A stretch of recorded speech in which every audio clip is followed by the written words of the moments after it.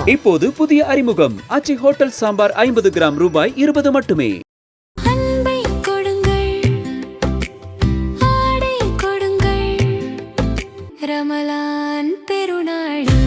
Super Sarvana Stores. GT Holidays, South India's #1 travel brand. You know you are special when you're with GT Holidays.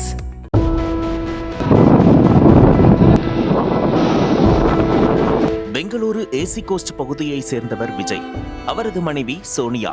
இந்த தம்பதியினருக்கு சத்தீஸ்வரி, சதீஷ், அஸ்வின் என 3 பிள்ளைகள் உள்ளனர்.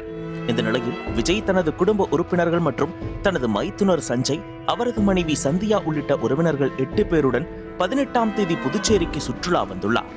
வீராம்பட்டினம் பகுதியில் உள்ள தனியார் விடுதியில் அறை எடுத்து தங்கியிருந்த அவர்கள் 19ஆம் தேதி காலை கடல் பகுதிக்கு வந்துள்ளனர். பின்னர் வீராம்பட்டினத்தை சேர்ந்த சதீஷ் என்பவரின் படகில் 8 பேரும் கடலில் பயணம் செய்தனர். அப்போது எழுந்த ராட்சசத அலை காரணமாக சின்ன வீராம்பட்டினம் பகுதியில் படகு கவிழ்ந்தது. இதைக் கண்ட உள்ளூர் மீனவர்கள் உடனடியாக தங்கள் மீன்பிடி படகுகளை கொண்டு விரைந்து சென்று கவிழ்ந்த படகை மீட்டனர். கடலில் விழுந்தவர்களை மீட்டு கரைக்கு கொண்டு வந்தனர். அப்போது குழுவில் இருந்த விஜயின் மனைவி சோனியா கடலில் மூழ்கியதால் உயிரிழந்தது தெரிய வந்தது. இதுகுறித்து அப்பகுதி மக்கள் அரியாங்குப்பம் காவல் நிலையத்திற்கு தகவல் தெரிவித்தனர். தகவலின் பேரில் சம்பவ இடத்திற்கு வந்த போலீசார் 7 பேரையும் மீட்டு புதுச்சேரி அரசு மருத்துவமனைக்கு அனுப்பி வைத்தனர். மேலும் உயிரிழந்த சோனியாவின் உடலை கைப்பற்றி பிரேத பரிசோதனைக்காக மருத்துவமனைக்கு அனுப்பி வைத்தனர். இதனிடையே சந்தியாவும் விஜயின் மகள் சத்தீஸ்வரியும் தீவிர சிகிச்சை பிரிவில் அனுமதிக்கப்பட்டு சிகிச்சை பெற்று வருகின்றனர். மீதமுள்ள 5 பேருக்கு லேசான காயங்கள் மட்டுமே ஏற்பட்டதால் சிகிச்சை அளிக்கப்பட்டு கண்காணிப்பில் வைக்கப்பட்டுள்ளனர். அரியாங்குப்பம் போலீசார் விபத்து குறித்து விரிவான விசாரணை நடத்தி வருகின்றனர். படகின் உரிமம், பாதுகாப்பு வசதிகள், வானிலை எச்சரிக்கை பின்பற்றப்பட்டதா என்பன உள்ளிட்டவை ஆய்வு செய்யப்படுகின்றன.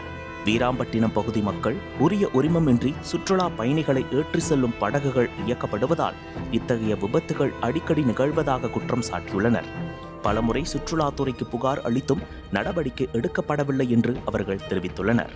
புதுச்சேரி கடற்கரை பகுதிகளில் சுற்றுலா காலங்களில் படகு சவாரி, கடல் நீச்சல் போன்றவை பிரபலமானவை.